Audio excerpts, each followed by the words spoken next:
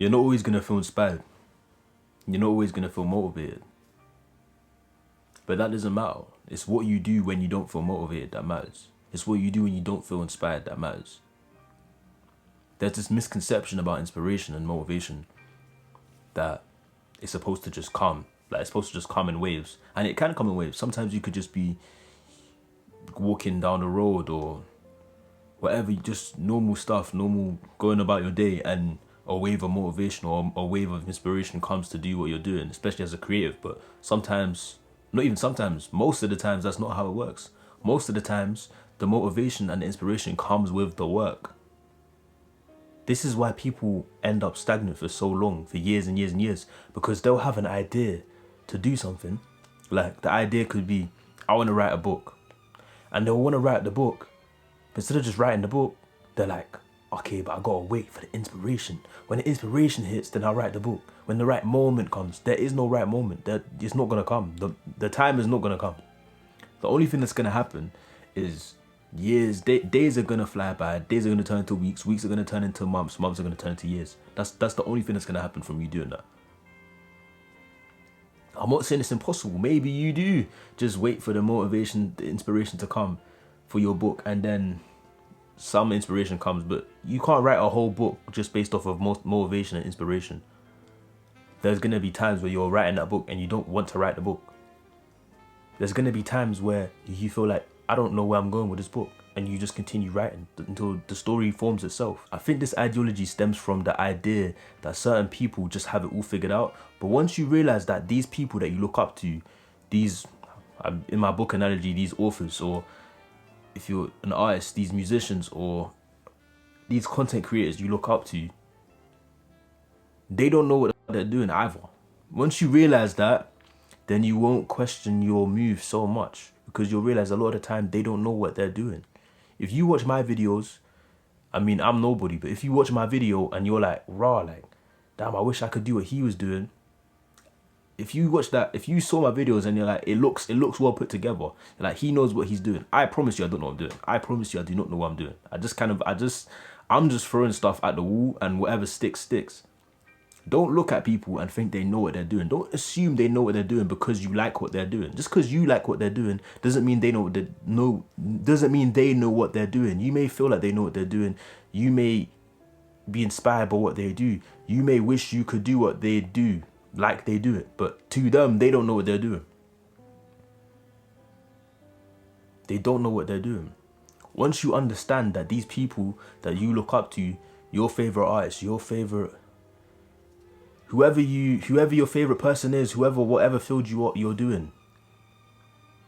Once you realize that your favorite person, this celebrity or this influencer or this creator, once you realize they don't know what you're doing, that will make you feel a bit more comfortable and you don't know what you're doing. If you keep waiting for the day that you know what you're doing, you'll never make any moves. You have to start. The inspiration comes from the movement. The inspiration comes from the movement. Let me give an example. You're a painter, you're a drawer, you're an artist. You want to create quality art. You don't wait to learn how to create quality art. You start making art, and then the art becomes quality.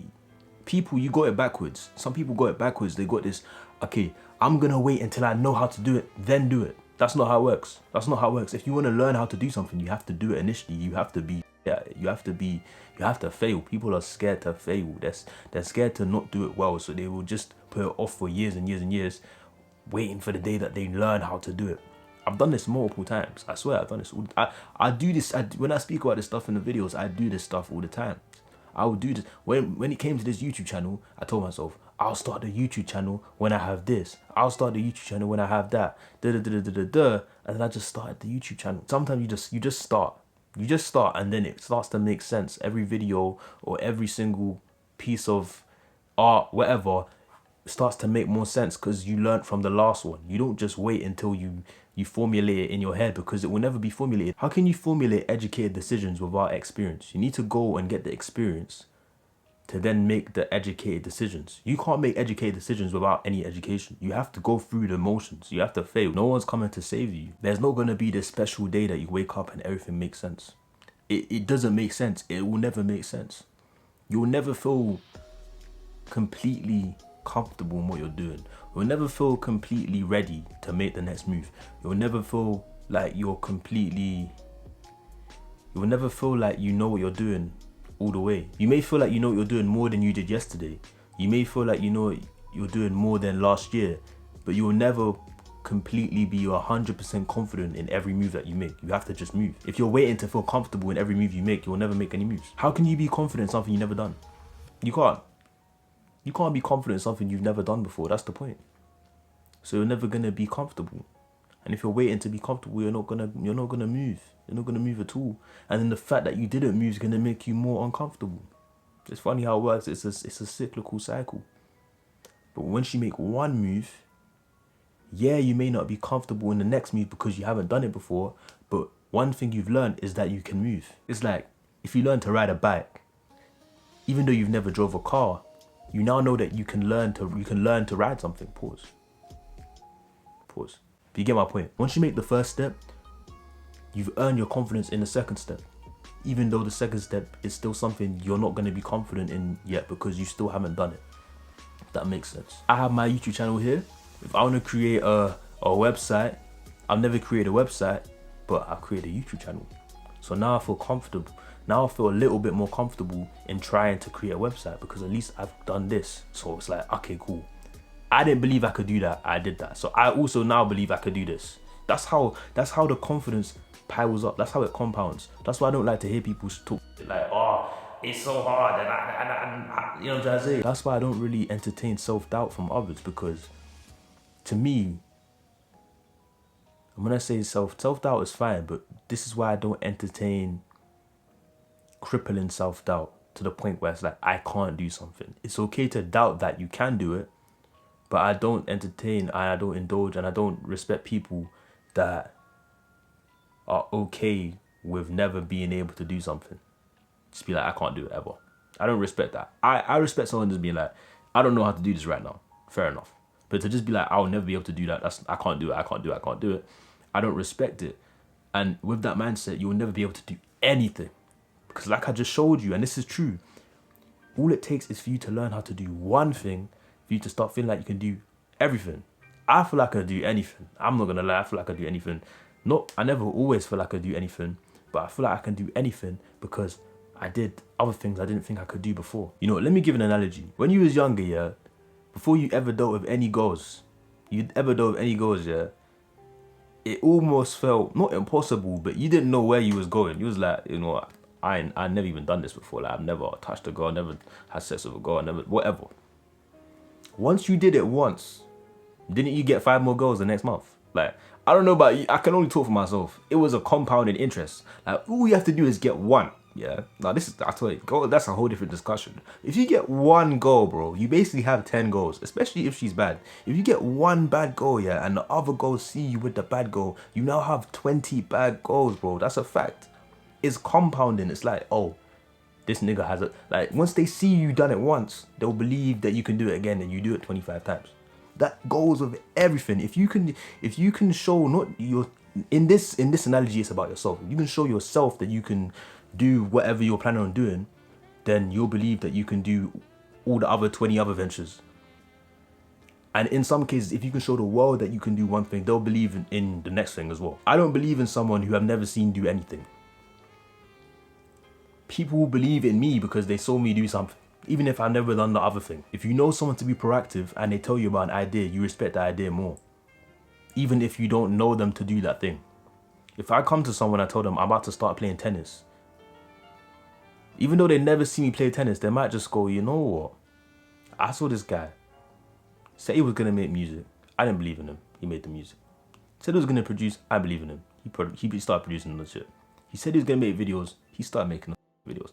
He might just play tennis, you know. I might believe him because he did the other 4 things, so he might be able to play tennis. But if you come and tell me you're going to play tennis and the last 5 things you told me you was going to do, you never did, like, I'm just going to be like, okay, you said you're going to play tennis, but last time you said you're going to play basketball, you didn't play basketball. You said you was going to start going to the gym, you never went to the gym. You said you was going to approach that goal, you never I don't believe you. You're not a man of your word, so we move you over there. But if you can just make the first move, if you can just move, if you can just start, that's it. All you have to do is start. That's all you have to do. All you have to do is start. I promise you. The start is always the hardest part. And it can be on small levels, just like on a basic level. On something mad small. I made a whole video about procrastination. This links to it. It could be a small thing like you're hungry and you want to make dinner. But the idea of starting to cook is long. But once you start cooking, it's not that long. It might be like 15 minutes. But in your head, it's long. In your head, it is so long. It's all in the mind. You can do anything you want to do. I promise. Like, you can literally do anything. No, don't let anyone tell you can't do anything. You can do anything. If you believe you can do it, other people will believe it. And once other people believe it, that will just reinforce your belief. Don't wait for the motivation. Don't wait for inspiration. Don't wait for some magical moment. The magical moment is not happening. The amount of time I would have saved if I just did stop waiting for magical moments. I wait for magical moments all the time. I still do this shit like all the time. Like even when it came, because I started producing my own music recently. I was waiting for a magical moment for ages. Like, if I get this VST, this piano, then if I get this plugin, if I get this, you make up all of these. If I had this and if I had that, if I had this, if I had that. It's bullshit. You wanna start running, and you're like, I'll start running when I have these shoes. You'll get the shoes, and now you still don't. You find a new reason. If you're looking for a reason not to do something, you will always find it. I promise you. You will always find it. You have to be honest with yourself. You can't lie to yourself. You have to be honest with yourself. What is stopping you from doing this thing? The fear is stopping you from doing this thing. That is the main thing that's stopping you. Because if you really wanted to get it done, you could. It may be more convenient to have the running shoes. It may be more convenient to have this type of instrument. It may be more convenient to have a friend to help you. But it's possible. It's possible. So if you really wanted to do it, you would do it. If you really want something and it's possible, you'll make it happen. If it's possible to do by yourself, if it's possible to do with the resources that you have and you're not doing it, there's another reason. It's not because of the resources you have. Because there's people with less resources than you have now doing the thing you're talking about all the time. And it's just talk. Stop waiting for no magical moment. The magical moment's not coming, man.